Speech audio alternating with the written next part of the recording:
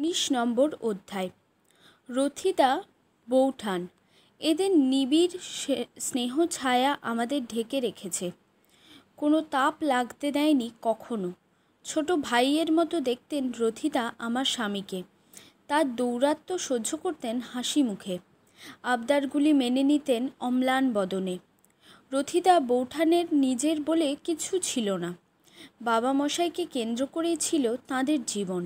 তাদের কর্মক্ষেত্র ছিল শান্তিনিকেতন। আমাদের সবাইকে নিয়ে ছিল তাদের সংসার। বৌঠান রথিতাকে মনে পড়লেই একটা সুন্দর দৃশ্য চোখে ভাসে আমার। উদয়নে তাদের শোবার ঘরে মস্ত একটা নিচু খাট জুড়ে টান টান বিছানায় ছোট বড় তাকিয়া কয়েকটা, মাথার কাছে বালিশ কতকগুলি উঁচু করা। রথিতার অভ্যেস ছিল বিছানায় আধশোয়া হয়ে লিখতেন। হাঁটুর উপরে থাকতো বোর্ড কাগজ। যত প্রয়োজনীয় লেখা, যত চিঠিপত্র লেখা বিছানায় শুয়ে করতেন। বেশিরভাগ সময়ে রাত্রিবেলাতেই করতেন। আমরাও অনেক সময় আসতাম। রথিতা বৌঠান দুজনকেই পাওয়া যায় একসঙ্গে এই সময়। খানিক গল্প করে আড্ডা দিয়ে যেতাম। আমার স্বামী যখন কর্ম উপলক্ষে বাইরে কোথাও যেতেন, গুরুদেবের ব্যবস্থায় আমি উদয়নে গিয়ে ঘুমোতাম অভিজিৎ হবার পরও। খালি বাড়িতে একা থাকবো রাত্রে, যদি ভয় পাই। গুরুদেবের এ ছিল ভাবনা। কখনো পুরুষ পাশের ঘরে আমাদের শোবার ব্যবস্থা হতো, কখনো বা তেতলার ঘরে। সময়ে দেখেছি বৌঠান রথিতার শোবার ঘরের পাশ দিয়েই যেতে হতো আমাকে। তাদের ঘরে বড় বড় দরজা জানলা থাকতো খোলা। দেখতাম রথিতা বিছানায় শুয়ে শুয়ে লিখছেন, আর বৌঠান পাশে বসে একটা তাকিয়া কোলে নিয়ে কথা বলেই চলেছেন। কি যে এত বলতেন বৌঠান! রথিতা লিখতে লিখতে কতটুকু শুনতেন তার কি জানি। মাঝে মাঝে একটু হুঁ হাঁ করতেন কি করতেন না, এর বেশি নয়। তাতে বৌঠানের বলা থেমে থাকতো না। এ দৃশ্য দেখতে দেখতে যেতাম শুতে। আবার খুব ভোরে যখন নেমে আসতাম, দেখতাম বৌঠান সেইভাবেই বসে বসে কথা বলে চলেছেন, আর রথিতা শিয়রের কাছে বাতি জেলে সেই রকম শোয়া অবস্থাতেই বই পড়ছেন। খুব ভোরেই জাগতেন তাঁরা, হয়তো অন্ধকার থাকতেই।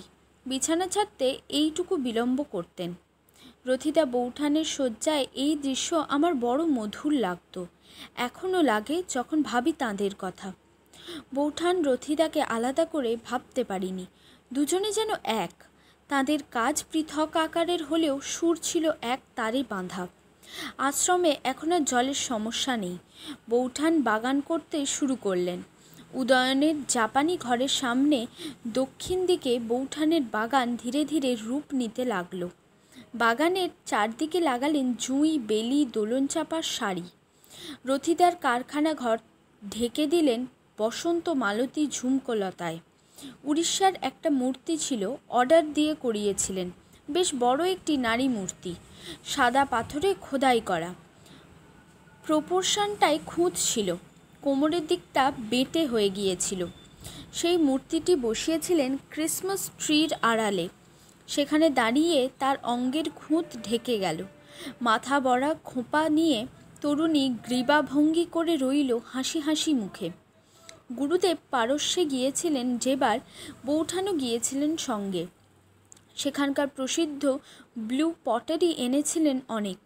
এখানে এসে প্যাকিং বাক্স খুলে দেখা গেল বেশিরভাগ পটারিই ভেঙে ছুঁড়ে একাকার। তখনকার দিনে এতখানি পথ আসা, কত ধাক্কা খেয়েছে বাক্সগুলি। বৌঠান সিমেন্টের বড় বড় টব জ্বালা তৈরি করিয়ে তার গায়ে ব্লু পটারির টুকরোগুলি বসিয়ে দেওয়ালেন।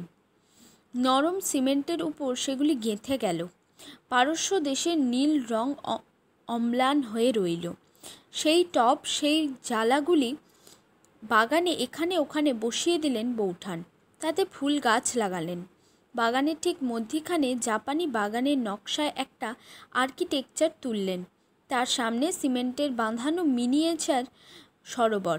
জলে ছাড়লেন কুমুদ কোমল। সরোবরের ছোটোখাটো দুটি শ্বেত পাথরের সিঁড়ি, যেন বহুদূর থেকে আর্কিটেকচারের আর্চের ভিতর দিয়ে কোনো রূপসী এসে জলে পা ডুবিয়ে এই বসবে বুঝিবা। বৌঠান বললেন, তোমরাই বা কম কি, এবারে তোমরা জলের ধারে বসে সিঁড়িতে পা রেখে আলতা পোড়ো, তবে তো। বলি, ও বাবা, এখানে বসে আলতা পড়বার মতো এমন চরণপদ্ম কার এখানে? বাগানের দক্ষিণ পশ্চিম কোণে কয়েকটা থামের উপরে ঘর তুললেন বৌঠান। সবটাই প্রায় কাঁচে ঘেরা, সুস্পষ্ট দেখা যায় চারিদিক। চন্দ্র সূর্য উদয় অস্ত কোনোটাতে দেখতে পথ আটকায় না। গুরুদেব এর নাম দিলেন চন্দ্রভানু। বৌঠানের স্টুডিও হবে এই জন্যই বানিয়েছিলেন এটি, কিন্তু তা হয়নি। বৌঠান এসে থাকেননি চন্দ্রভানুতে, গুরুদেব এসে থেকেছিলেন এখানে। খুব খুশি মনে ছিলেন কিছুদিন, চারিদিক দেখতে পাচ্ছেন বলে। এখানে থাকবার কালেই গল্পের পর গল্প শুরু হয়। একদিন ডেকে পাঠালেন আমাকে। এলাম। বললেন কলমটা পাওয়া যাচ্ছে না। সে কি কথা, ঘাবড়ে গেলাম। বললেন খোঁজ পড়ে গেল মশারির চাল পর্যন্ত।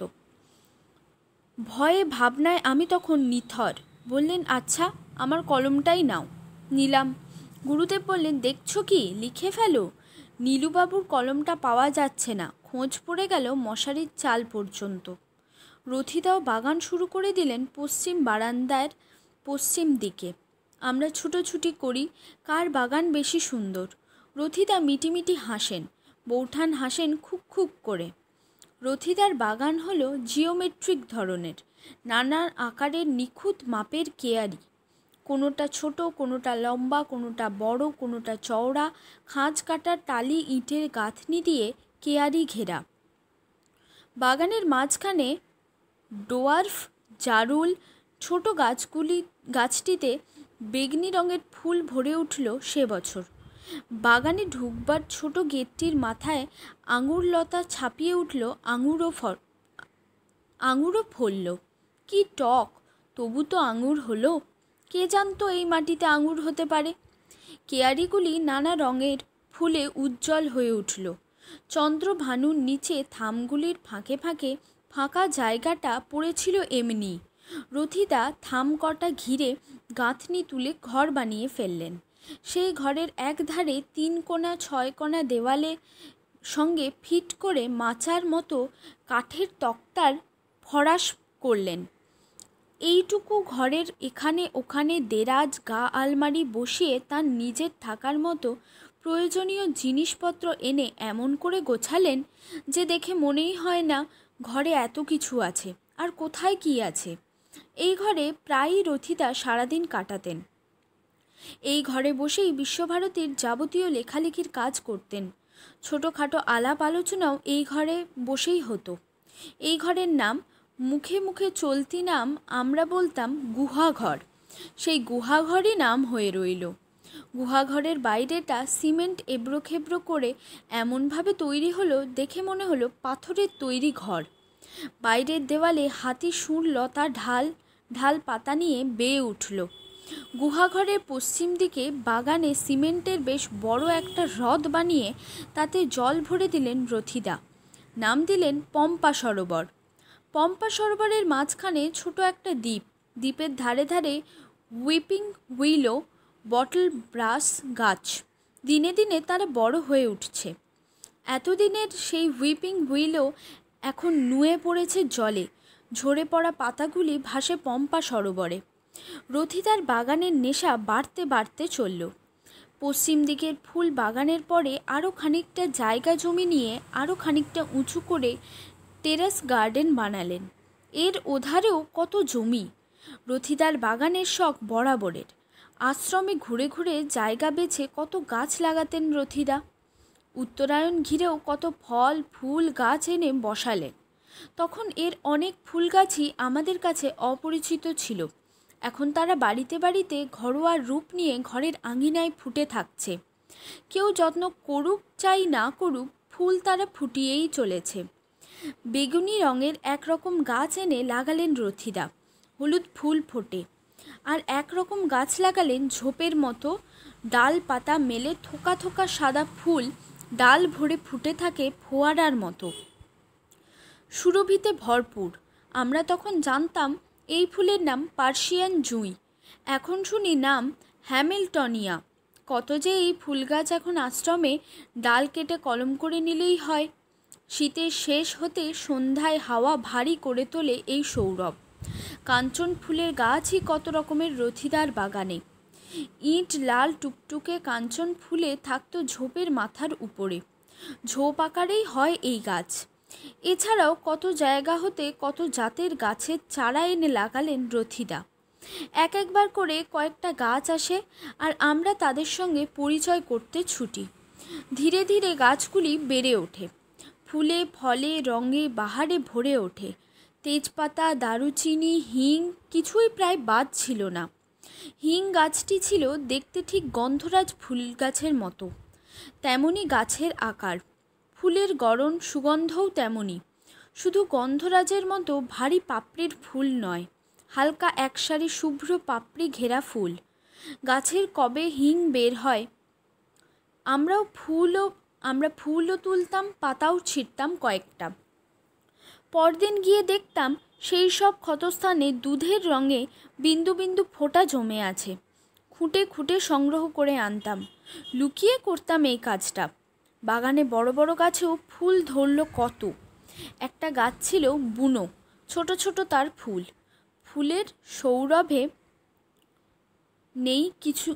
নেই কিন্তু কিছু ফুলগুলি যখন শুকিয়ে যেত, তখন থেকে গাছে শব্দ জাগত, পুট পুট। বীজগুলি ফেটে ছড়িয়ে পড়ত। বনের রীতি, ছিটকে ছড়িয়ে বীজ ছড়ায় গাছ। এই বীজ ফাটা শব্দগুলি শুনবার জন্য কত সময় গাছতলায় গিয়ে দাঁড়িয়ে থাকতাম। ঝিরঝিরে পাতায় ভরা গাছ, ছোট ছোট চ্যাপ্টা শুকনো ফলগুলি। রোদ উঠলে ফাটতে শুরু করত, যেন দরজায় টোকা মারত। আর কাঞ্চন ফুলের বীজ ভরা ফলগুলি যখন ফাটে, যেন পটকা ফোটায়। আমাদের শান্তিনিকেতন কথাটা আমাদের রক্তে এমনভাবে মিশে আছে, আশ্রমে যা কিছু সবই দেখি আমাদের বলে। পথের ধারের একটা গাছকেও বলি, আহা, আমাদের মোড়ের মাথার জাম গাছটায় ডাল কেটে ফেললে ইলেকট্রিকের লোকেরা। এমনিতর একদিন কথা বলতে বলতে বলছিলাম এক অধ্যাপককে যে আমাদের একটা ভূর্জপত্রের গাছ ছিল। শুনে তিনি আমাদের বাড়ির চারদিকে তাকাতে লাগলেন। খেয়াল হলো, বললাম এখানে নয়, ছিল রথিদার বাগানে। পাহাড়ি গাছ, তাও এনে লাগিয়েছিলেন। এই মাটিতে বাড়ে না সহজে। টিনটিনে গাছ আর মোটা হতে পারে না আমাদের জ্বালায়। সবাই গিয়ে দেখি, আর গা হতে বাকল টেনে ছিঁড়ি। সুতোর নালের মতো বাকল ছিঁড়ে আসে হাতে। ভাবি, পুরাকালে এই বাকলেই পুঁথিপত্র লেখা হতো। তা হতো কেমন করে এমন সরু সরু চিলতে বাকলে? পরে দেখেছি কেদার বদরি যেতে ভূর্জপত্রের গাছ। তখনকার দিনে পায়ে হেঁটে চলেছি। যেতে যেতে দেখেছি পথে কত ভূর্জপত্রের গাছ, কত মোটা আর কত পুরু তার বাকল। পড়তে পড়তে তা হতে কাগজের মতো পাতলা বাকল বের করে নেওয়া যায়। পাহাড়িরা গাছের গা কেটে কেটে মোটা মোটা বাকল নিয়ে যায়, খণ্ড খণ্ড করে টালির মতো তা দিয়ে ঘরের চাল ছায়। অবশ্য কয়েক বছর বাদে বাদেই এগুলি তাদের বদল করতে হয়। যারা পাথরের স্লেট দিয়ে না ছাইতে পারে চাল, তারা এই দিয়েই কাজ চালায়। লতা গাছের খুবই শখ ছিল রথিদার। আম, জাম, জামরুল, পেয়ারার মতো লতা তুলে দিলেন নানান কায়দায় তারের জালির উপরে। বৌঠানের বাগানের পিছন দিক দিয়ে নানা গাছের লতাচ্ছন্ন ছায়া সুশীতল পথ বানালেন একটা লম্বা লম্বা লোহার খুঁটি ঘিরে। একে তো গাছ লতার আকার নিল, মহা বিস্ময় আমাদের। তারপরে যখন ফল ধরল, তাতে অতিথি যারা আসতেন তাঁরাও বিস্মাভিভূত হতেন। রথিদা বৌঠানের বাগানে উত্তরায়ণ আলোকিত হয়ে উঠল। আশ্রমের বাগানও কত বেড়ে উঠল, কত ঘন ছায়া ফেলল। শ্যামলে শ্যামলে আমাদের চোখ জুড়ল। আশ্রমের রাঙা মাটির দিকে দিকে ঢাকা পড়ল। বৌঠান ছিলেন শিল্পী, জন্মগত এই সম্পদ ছিল তাঁর। অবনীন্দ্রনাথের আদরের ভাগ্নি তিনি। জোড়াসাঁকোয় বিচিত্রা যখন শুরু হয়, বৌঠানও ছবি আঁকতেন সেই শিল্পী দলে। তখনকার দিনে একটি প্রকাণ্ড ছবি ছিল অর্ধ সমাপ্ত। একদিন দেখি বৌঠান উত্তরায়ণের একটা কোণের ঘরে সেই ছবি বের করে বড় বড় তুলি দিয়ে রং বোলাচ্ছেন আপন মনে। ওয়াশের ছবি, সাবজেক্ট দুর্যোধন। মনে পড়ে জমের মতো রং ছিল সেই দুর্যোধনের। উত্তরায়ণে কোথাও আছে হয়তো ছবিখানা এখনও। সে ছবি কিন্তু সেবারেও হলো না শেষ। বৌঠানের নিজের বলে কোনো সময় ছিল না সারা দিন, মানে গুরুদেব আছেন, সংসার আছে, আছে আশ্রম, কত ছিল তার সেসবের দায়িত্ব। হাসি মুখে বৌঠান সকল দিক সামলে চলতেন। বৌঠানকে না হলে গুরুদেবের যে চলতো না। গান তৈরি করে দিলেন, সেই গানের সঙ্গে নাচ হবে। বৌঠান তার কাঠামোটা তৈরি করে দেন। নৃত্য নাট্য সব বৌঠানের হাতে তৈরি, এমনকি অভিনয় পর্যন্ত।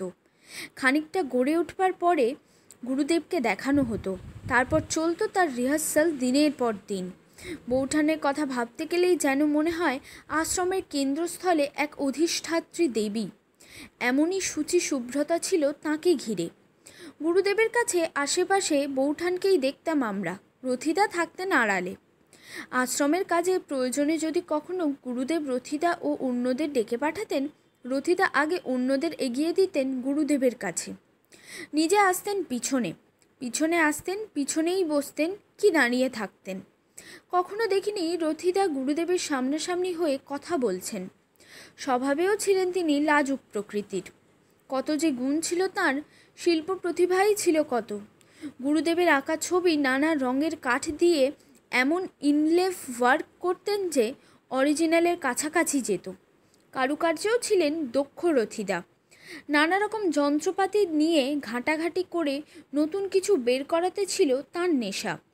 গুরুদেব একবার দুঃখ করে বললেন, রথির দুর্ভাগ্য, সে আমার পুত্র, তাই রথির গুণগুলি ধরা পড়ল না কারো চোখে। আমার আড়ালেই সব চাপা পড়ে রইল।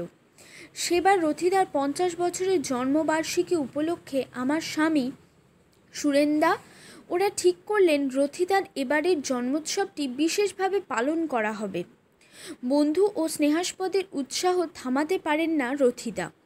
কাতর হয়ে বললেন, তবে আশ্রমে কিছু করো না, বাবামশাই আছেন, তাঁর সামনে আমাকে লজ্জা দিও না। ঠিক হলো আশ্রমের বাইরে কোপাই নদীর ধারে সবাই মিলে ওই দিন একটু হইচই করবেন।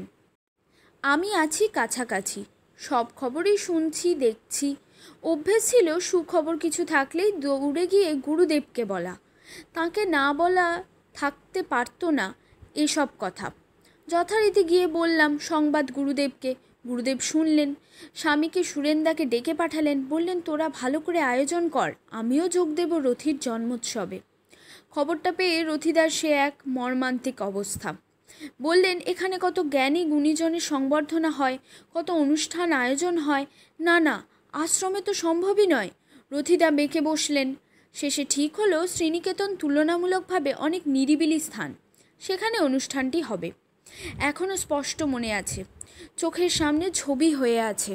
শ্রীনিকেতনের উৎসব চাতালের নিচেই আমগাছের ছায়ায় বেদিতে বসেছেন গুরুদেব, পাশে রথিদা, উৎসব রঙের হলুদ চাদর গায়ে। ক্ষিতিমোহন সেন মশাই হাজারি প্রসাদ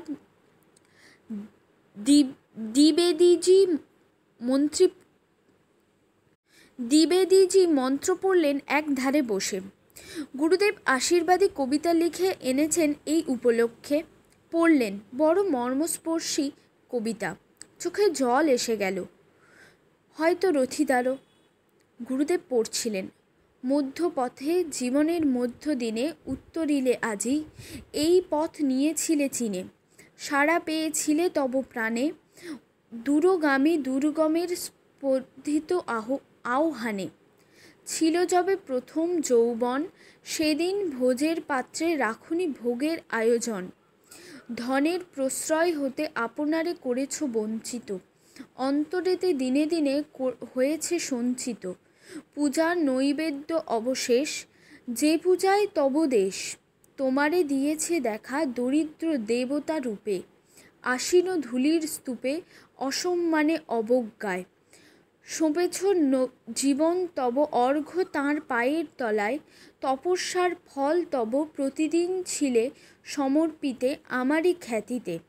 শেষ কলাইন, অন্তর আকাশ তব ভরুক আপনি ঊর্ধ্ব হতে আনন্দের স্রোতে, সম্পূর্ণ করিবে তারে বন্ধুদের বাহিরের দান স্নেহের সম্মান, বিদায় প্রহরে রবির দিনান্তের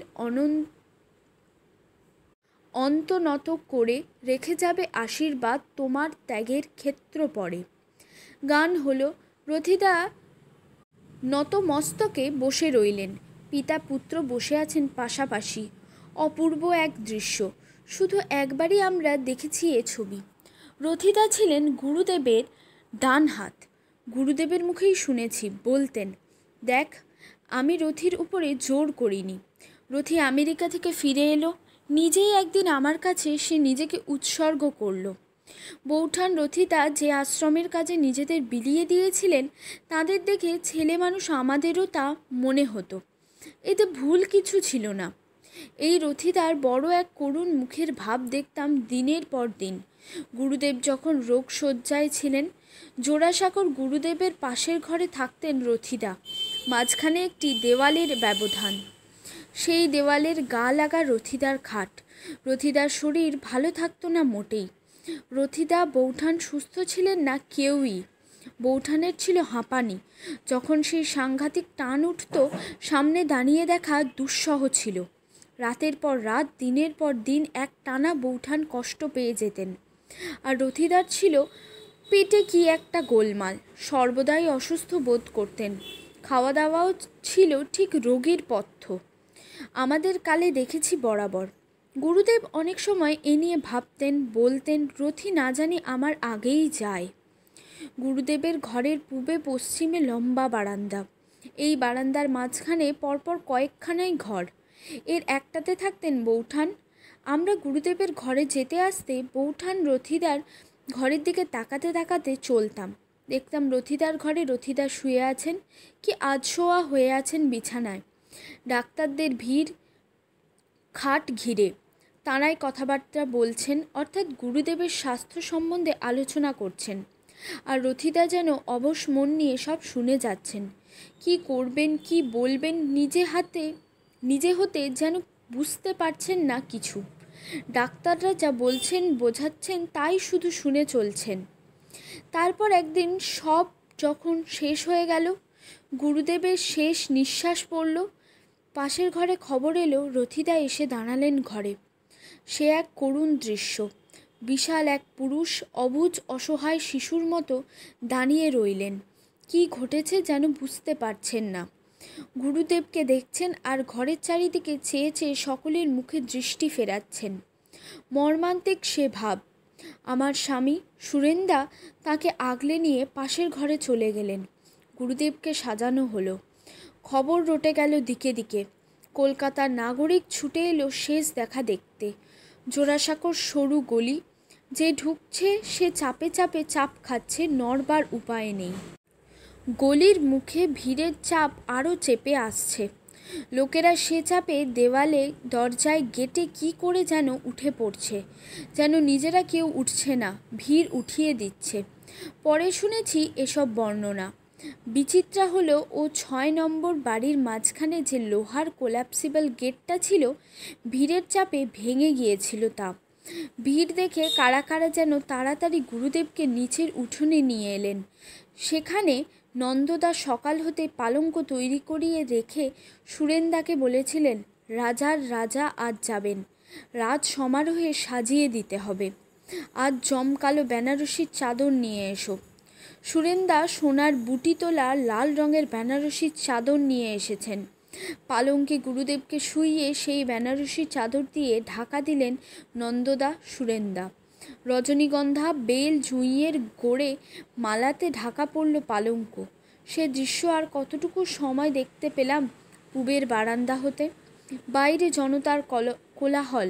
নিমেষে পালঙ্ক লোকে ঘাড়ে তুলে নিল। নিচের গেট দিয়ে বাইরে বের হলো।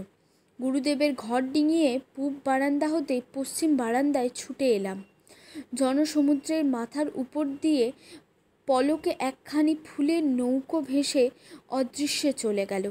শুনেছি লোকে লোকারণ্য সেদিন নিমতলায় যাবার সকল পথের ধারে বাড়ি, বারান্দা, ছাদ শুনেছি একই কথা অনেকেরই মুখে যে বিশেষ কেউ বা কারা বহন করে নিয়ে যায়নি সেই পালঙ্ক।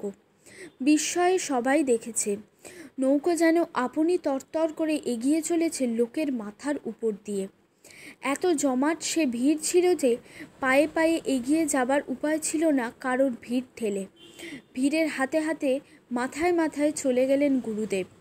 পশ্চিমের বারান্দায় লোহার রেলিংয়ে ঠেস দিয়ে ওইমুখী হয়ে বসেছিলাম কি জানি কতক্ষণ। একসময় আমার স্বামী এসে দাঁড়ালেন কাছে।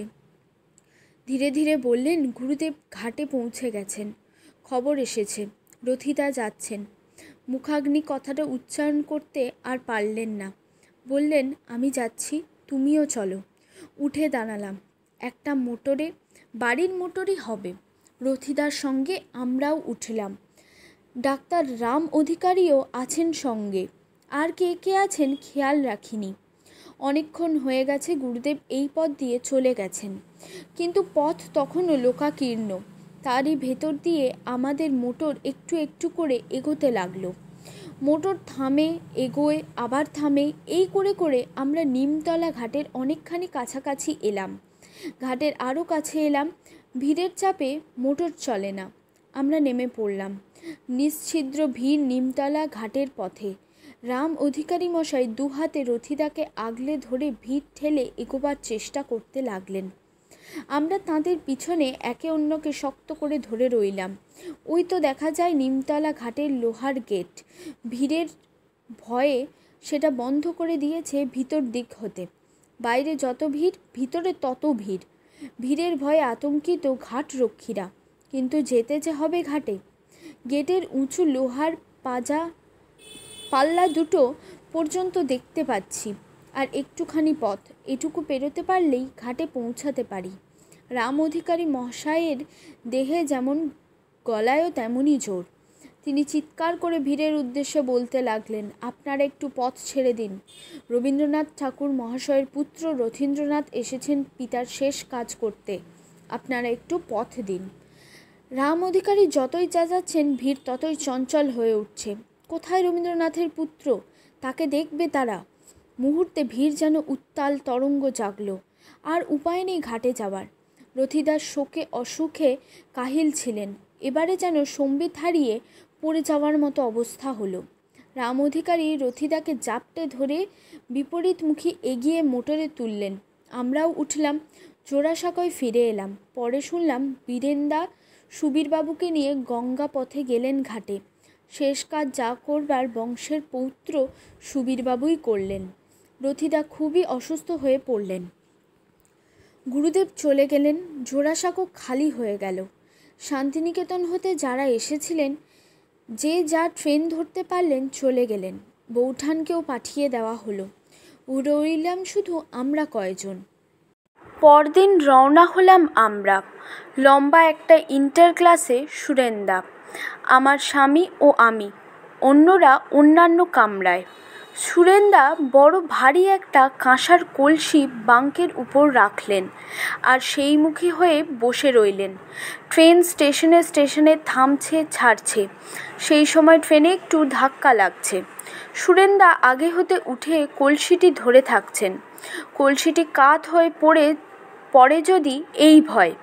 সন্ধে হয় এসে পৌঁছলাম বোলপুর স্টেশনে। বিশ্বভারতীর বাস ছিল অপেক্ষায়। সেই বাসে উঠলাম। কারোর মুখে কোনো কথা নেই। ভুবনডাঙ্গার বাঁধের ধারে বাস থামল। আমরা রাস্তায় নেমে হাঁটতে লাগলাম। সেখান থেকে পথের প্রথম গেট দিয়ে চীন ভবনের বাঁয়ে রেখে রান্নাঘর পেরিয়ে আশ্রমের ভিতর দিয়ে যে পথ সোজা উত্তরায়ণে এসে ঢুকছে, সেই পুরো পথের দুধারে আশ্রমের ছাত্রছাত্রী সকল আশ্রমবাসী নীরবে লাইন করে করজোড়ে দাঁড়িয়ে আছেন, স্তব্ধ সকলে। আমরা ধীরে ধীরে চলতে লাগলাম। সকলের পুরো ভাগে সুরেন্দা, দুহাতে বক্ষের কাছে ধরা কাঁসার কলসিটি, দু চোখ ভারী হয়ে আছে। পথের সারি সব ঝাপসা হয়ে গেল। কাঁকড়ের উপরে পা ফেলে চলেছি। আজ কাঁকড়ে পা ফেলার শব্দটুকুও ওঠে না। 4 বছরের অভিজিৎ আমার হাত ধরা, সেও চলেছে খালি পায়ে, আমার পায়ে পায়ে। মুখে তার আজ কথা নেই। কি বুঝেছে সেই কি জানে। উত্তরায়ণে এলাম। উদয়নের সামনের বারান্দায় প্রদীপের আলো, ধূপের ধোঁয়ার মাঝখানে শ্বেত পদ্ম দিয়ে ঘিরে শ্বেত পাথরের চৌকির উপরে আসনখানি পাতা। সুরেন্দা কলসিটি রাখলেন আসনের উপরে।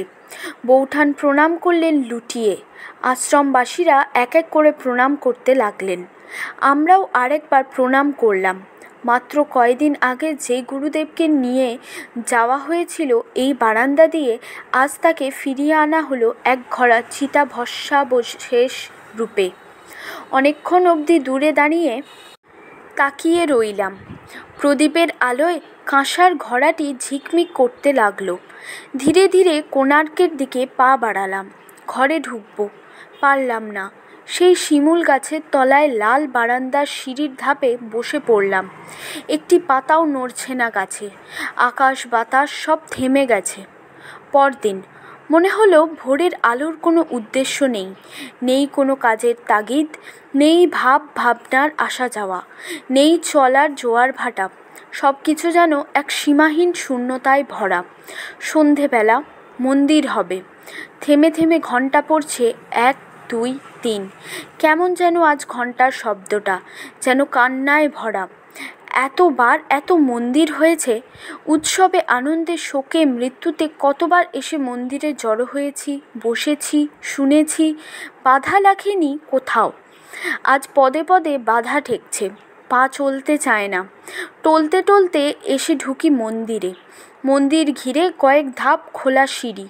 বরাবরই যেমন সিঁড়িতে বসি তেমনই বসলাম। মন্দিরের ভিতরে যতজন, বাইরে তার বেশি লোক। আজ মন্দিরে কে মন্ত্রপাঠ করবে, কে গুরুদেবের কথা বলবে? সকলের কণ্ঠ আজ রুদ্ধ। শেষ সঙ্গীত সেই গানটি হলো, সম্মুখে শান্তি পাড়াবার ভাষাও তরুণী হে কর্ণধার। এ গান তিনি রেখে গিয়েছিলেন আজকের দিনের জন্য। এই প্রথম গাওয়া হলো। এক লাইন করে গাওয়া হয় আর থেমে থেমে যায়। চোখের জল বারে বারে কণ্ঠ চেপে ধরে। যারা গাইছে তাদেরও, যারা শুনছে তাদেরও। এই গানটি যখন হচ্ছিল মন্দিরের ভিতরে, বাইরে সিঁড়ির উপরে বসেছিলাম পশ্চিমমুখী হয়ে। চোখ ছিল ছাতিমতলার বৃক্ষরাজির মাথার উপরে। তার উপরে আকাশ, আকাশ ভরা তারা। হঠাৎ চারিদিক আলোয় আলোময় করে বেশ বড় একটা নীলাভ আলোর খণ্ড তীব্র বেগে ছুটে এসে পড়ল উপর হতে। পড়ল ছাতিমতলার গাছটির উপরেই যেন। সে আলোয় চকিতের জন্য আলোকিত হলো স্থান। ওই মুখী হয়ে যারাই বসেছিলাম তারাই দেখেছি এই দৃশ্য। আর অনেকে দেখেছে আলোর ছটাটুকু। এ ঘটনা সেদিন ঘটেছিল, পরিষ্কার দেখেছি।